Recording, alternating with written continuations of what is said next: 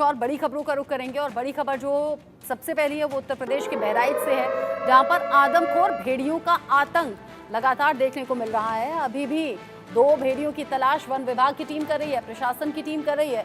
ढूंढा जा रहा है भेड़ियों को। कुछ भेड़िए पकड़े गए लेकिन 2 अभी भी ढूंढने की कोशिश हो रही है। ड्रोन के जरिए रात भर निगरानी रखी गई है। भेड़िए जिनका आतंक लगातार है, कहर लगातार लोगों को चोटिल भी कर रहे हैं। अभी 2 भेड़ियों की तलाश है।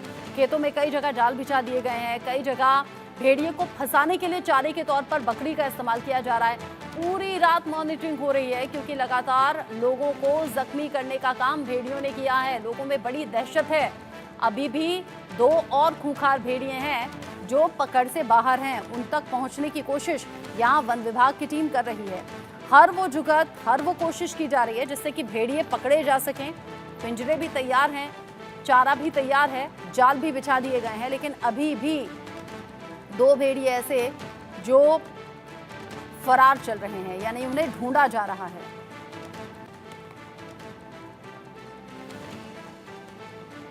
बहराइच जहां पर आदमखोर भेड़ियों का आतंक लगातार चल रहा है और भेड़ियों के हमले में बुजुर्ग और एक बच्चा भी जख्मी हो गया है, ये आज की खबर है। दोनों ही घायलों को अस्पताल पहुंचाया गया है। भेड़ियों को पकड़ने में वन विभाग की टीम जुटी हुई है। इससे पहले भी लगातार भेड़िए हमले करते रहे और अब जो ताजा मामला है वो एक बुजुर्ग और एक बच्चे पर हमला करने से जुड़ा हुआ है।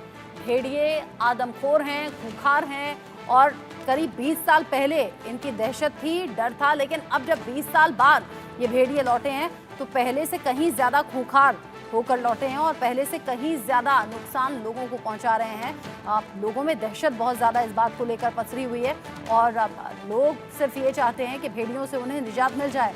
ऐसे में वन विभाग की टीम लगातार ये कोशिश कर रही है कि भेड़ियों को पकड़ा जा सके। बहराइच की महसी तहसील के हरदी और खैरी घाट इलाकों में 2 भेड़ियों को पकड़ने के लिए वन विभाग की टीम का सर्च ऑपरेशन जारी है।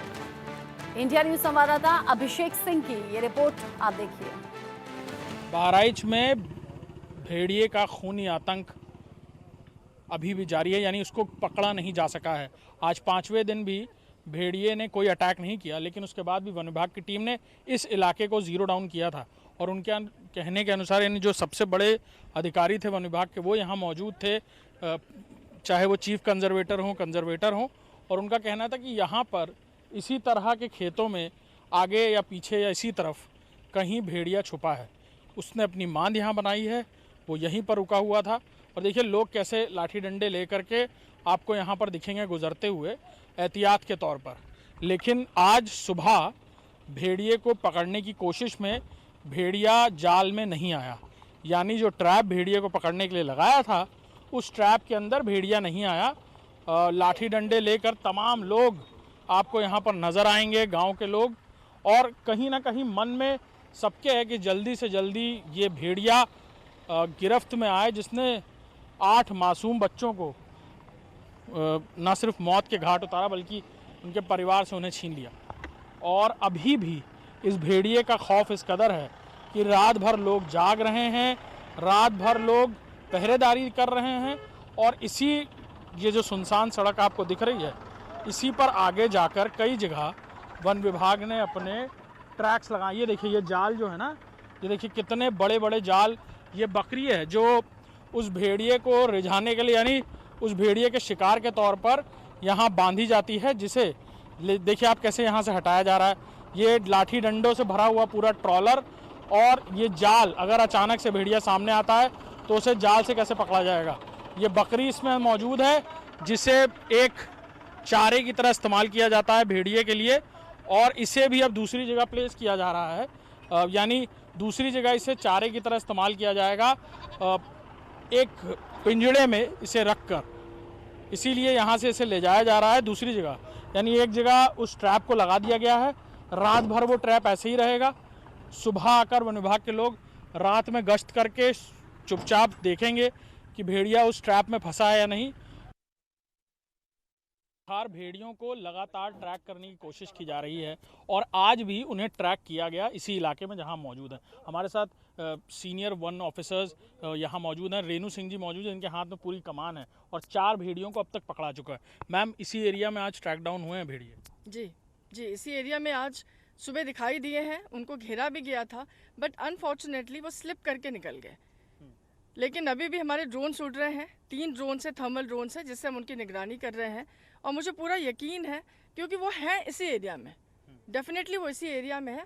और शाम तक हम लोग पूरी कोशिश करेंगे उन्हें खोज लें और उन्हें ट्रैक हम करके और ट्रैंकुलाइज भी कर लें, बिकॉज हमारे डॉक्टर जो वेटनेरियन है हमारे साथ ही है and he is equipped with the tranquillising gun. Cages ready हैं, सब कुछ रेडी है। It is just a matter of chance कि वो हमें दिख जाए और हम ट्रैंकुलाइज करके और उन्हें पकड़ लें। मैम आप बता रही हैं आज बहुत करीब आ गया था, वो स्लिप डाउन हो गया किसी तरह। हाँ, ऑफ कोर्स वाइल्ड एनिमल है, वाइल्ड एनिमल्स का जो बिहेवियर होता है प्रेडिक्टेबल तो होता नहीं है।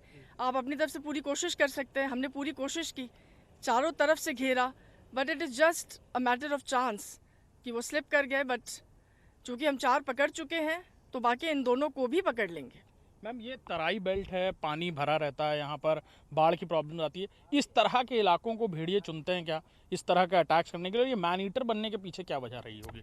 देखिए, मैन ईटर बनने के पीछे वजह, एग्जैक्ट वजह तो ऐसे नहीं बताई जा सकती है, लेकिन जितना मैं जानती हूँ, जितना स्टडी किया, जो साइंटिफिक रिपोर्ट्स कहते हैं, इनका जो मांद है, केव जिसमें ये रहते हैं, उसमें पानी भर गया बरसात की वजह से, ये बाहर निकल आए।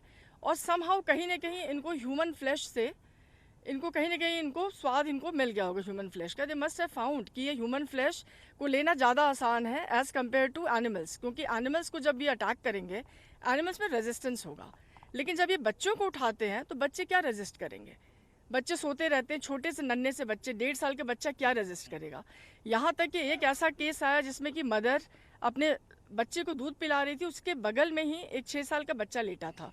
ये आया, इसने उठाया, माँ को पता तक नहीं चला, और जब तक उसने ऐसे हाथ से ऐसे देखा और पता किया उसका बच्चा कहाँ है, तो बाय दैट टाइम वो ले जा करके उसको 700 मीटर्स तक ले जा करके उसको फील्ड में जाके उसको मार चुका था वो।